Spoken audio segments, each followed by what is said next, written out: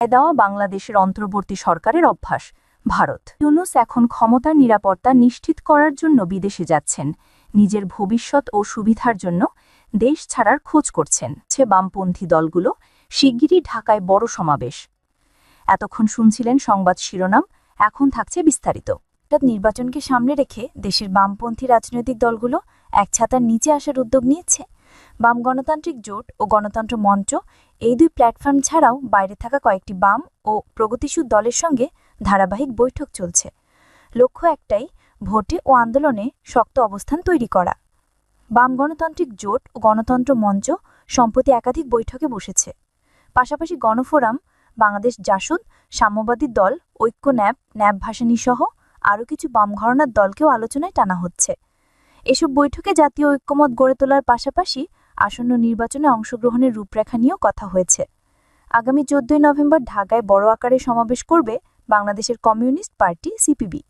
এই সমাবেশে বাম প্রগতিশীল ঘরানা রাজনৈতিক দল ও চিন্তার মানুষকে এক মঞ্চে দেখা যাওয়ার সম্ভাবনা রয়েছে। তবে রাজনৈতিক সমঝোতার পুরো চিত্র বোঝা যাবে আগামী জাতীয় সংসদ নির্বাচনের তফসিল ঘোষণার পর। বাংলাদেশের কমিউনিস্ট পার্টি সিপিবি এবং বাংলাদেশের সমাজতান্ত্রিক দল বাসদসহ 8টি বাম ঘরানা রাজনৈতিক দল মিলে 2018 সালের 18 জুলাই যাত্রা শুরু করে বাম গণতান্ত্রিক জোট। এই জোটের অন্য শরিকরা হচ্ছে গণতান্ত্রিক বিপ্লবী পার্টি, বাংলাদেশের সমাজতান্ত্রিক দল বাসদ মার্ক্সবাদী, বিপ্লবী কমিউনিস্ট লীগ, বাংলাদেশের সমাজতান্ত্রিক পার্টি, বিপ্লবী ওয়ার্কার্স পার্টি ও গণসংহতি আন্দোলন। পরবর্তীতে রাজনৈতিক পথ চলা নিয়ে মতবিরোধের জের ধরে 2022 সালের 24 মে বাম গণতান্ত্রিক জোটের বৈঠকে বিপ্লবী ওয়ার্কার্স পার্টি ও গণসংহতি আন্দোলনের সদস্যপদ স্থগিত করা হয়। যদিও ওই বছরে 8 আগস্ট বিপ্লবী ওয়ার্কার্স পার্টি ও গণসংহতি আন্দোলন বাম গণতান্ত্রিক জোট থেকে বেরিয়ে এসে এই দুই দল সহ মোট 7টি বাম প্রগতিশীল ঘরানা রাজনৈতিক দলের নেতৃত্বে গণতন্ত্র মঞ্চ নামে আলাদা জোটের আত্মপ্রকাশ ঘটে। এই জোটের প্রথম দিকে জানা ছিল তারা হল জাতীয় সমাজতান্ত্রিক দল, জেএসডি, নাগরিক ঐক্য, গণ অধিকার পরিষদ, ভাসানী অনুসারী পরিষদ ও রাষ্ট্র সংস্কার আন্দোলন। পরে ভাসানী অনুসারী পরিষদ রাজনৈতিক দলে রূপান্তরিত হয়ে ভাসানী জনশক্তি পার্টি নামে যাত্রা শুরু করে।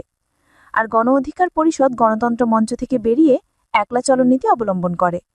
খোঁজ নিয়ে জানা গেছে, আগামী জাতীয় সংসদ নির্বাচনকে সামনে রেখে গণতন্ত্র মঞ্চ এবং বাম গণতান্ত্রিক জোট নিজেদের মতো করে সব ধরনের প্রস্তুতি শুরু করেছে। শনিবারের মধ্যে দলগত এবং জোটগত প্রার্থীর প্রাথমিক তালিকা তৈরির কাজ শেষ করবে গণতন্ত্র মঞ্চভুক্ত 6টি দল। শনিবার জোটের শরিক নাগরিক ঐক্যের কেন্দ্রীয় কার্যালয়ে গণতন্ত্র মঞ্চের পরিচালনা পরিষদের এক জরুরি সভায় এই সিদ্ধান্ত নেওয়া হয়। এছাড়া গণতন্ত্র মঞ্চের পরিধি বাড়ানোরও উদ্যোগ নেওয়া হয়েছে। এ নিয়ে সমমনা একাধিক রাজনৈতিক দলের সঙ্গে অনানুষ্ঠানিক আলাপ আলোচনা শুরু হয়েছে। জানতে চাইলে এ প্রসঙ্গে গণতন্ত্র মঞ্চের অন্যতম শরিক দল ভাসানী জনশক্তি পার্টির চেয়ারম্যান শেখ রফিকুল ইসলাম বাবুল বৃহস্পতিবার যুগান্তরকে বলেন, আমরা প্রাথমিকভাবে আমাদের দলগুলোর পক্ষ থেকে প্রার্থীদের একটি তালিকা তৈরির কাজ শনিবারের মধ্যে শেষ করব। এরপর পরবর্তী করণীয় ঠিক করব। গণতন্ত্র মঞ্চের পরিধি বা জোটের শরিক বাড়ানোর সম্পর্কে তিনি বলেন, অনেকেই ইতোমধ্যে আমাদের সঙ্গে শরিক হওয়ার বিষয়ে আগ্রহ দেখিয়েছেন, অনানুষ্ঠানিক আলাপ আলোচনাও করেছেন। আমরাও চাই আমাদের মঞ্চের পরিধি বাড়ুক, তবে এই বিষয়ে আরও আলাপ আলোচনার পর চূড়ান্ত সিদ্ধান্ত নেওয়া হবে। আওয়ামী লীগ সরকার বিরোধী আন্দোলনে বিএনপির সঙ্গে যুগপথভাবে রাজপথে ছিল গণতন্ত্র মঞ্চ।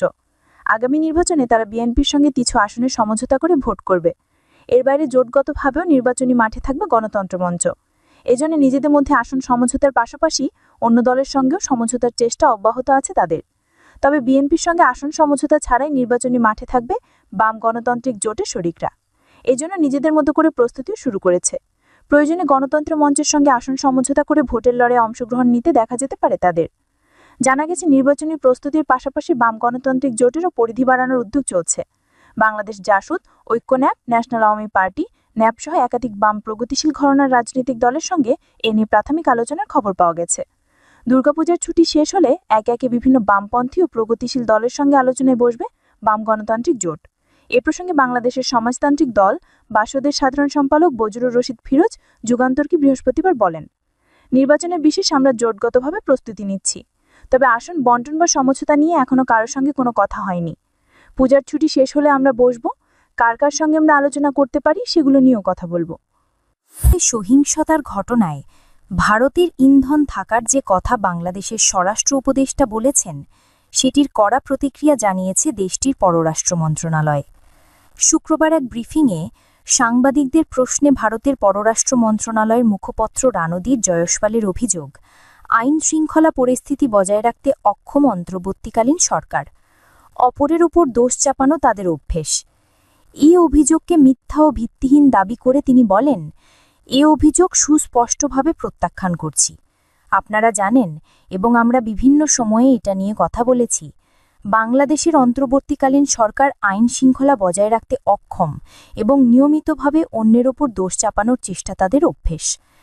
তাদের জন্য ভালো হবে যদি তারা আত্মনুসন্ধান করে এবং পার্বত্য চট্টগ্রামে সংখ্যালঘু সম্প্রদায়ের ওপর স্থানীয় উগ্রবাদীদের সহিংসতা, অগ্নিসংযোগ ও ভূমি দখলের কর্মকাণ্ডের পুঙ্খানুপুঙ্খ তদন্ত করে।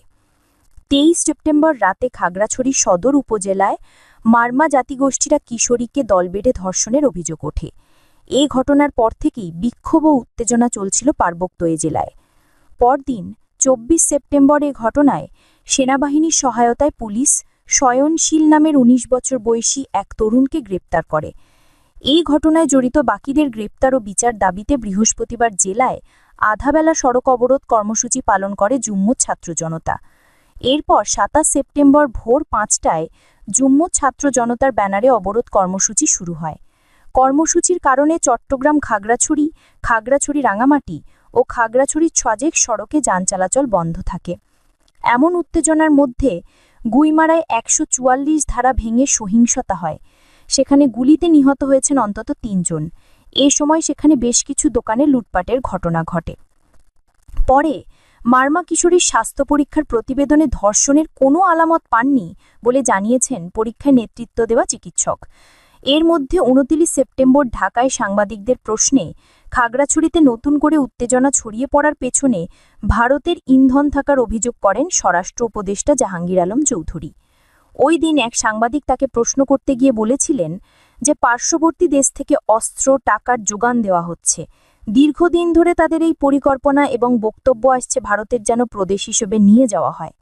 এই বক্তব্যের সমর্থন জানিয়ে উপদেষ্টা বলেন, ভাই কিন্তু একটি সত্য প্রশ্ন করেছেন, ভারতের ইন্ধনে বা ফ্যাসিস্টদের ইন্ধনে এই ঘটনা ঘটাচ্ছে। এটা যেন ঘটাতে না পারে সে ব্যাপারে আমরা সর্বাত্মক ব্যবস্থা নিচ্ছি। তিনি বলেন, বর্তমানে সনাতন ধর্মাবলম্বীদের একটি বড় উৎসব চলছে। এই উৎসবটাকে শান্তিপূর্ণ করার জন্য সব ধরনের প্রস্তুতি নিচ্ছি।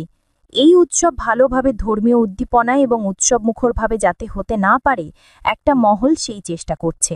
সেই মহলই খাগড়াছড়িতে ঘটনা ঘটাচ্ছে মন্তব্য করে তিনি বলেন, আমাদের পার্বত্য এলাকার উপদেষ্টা ওই জায়গায় আছেন। তিনি বিষয়টি দেখছেন। তিনি আইন শৃঙ্খলা বাহিনী, প্রশাসন এবং স্থানীয় নেতাদের সাথে কথা বলছেন। এখন পরিস্থিতি মোটামুটি নিয়ন্ত্রণে আছে। রবিবারের সহিংসতার বিষয়ে এক প্রশ্নে জাহাঙ্গীর আলম বলেন, আপনারা জানেন কিছু সন্ত্রাসী পাহাড়ের উপর থেকে ফায়ার করেছে, অনেকে বাইরে থেকে এসেছে। আমি দেশের নাম বলতে চাই না, আমার সাংবাদিক ভাই বলে দিয়েছেন। আগামী জাতীয় ইউনূস দেশের রাজনীতিতে এক নতুন বিতর্কের কেন্দ্রবিন্দুতে উঠে এসেছেন। বর্তমানে তার লক্ষ্য স্পষ্ট, শেখ হাসিনার হাতে ক্ষমতা হস্তান্তর করে নিরাপদে দেশ ছেড়ে যাওয়া।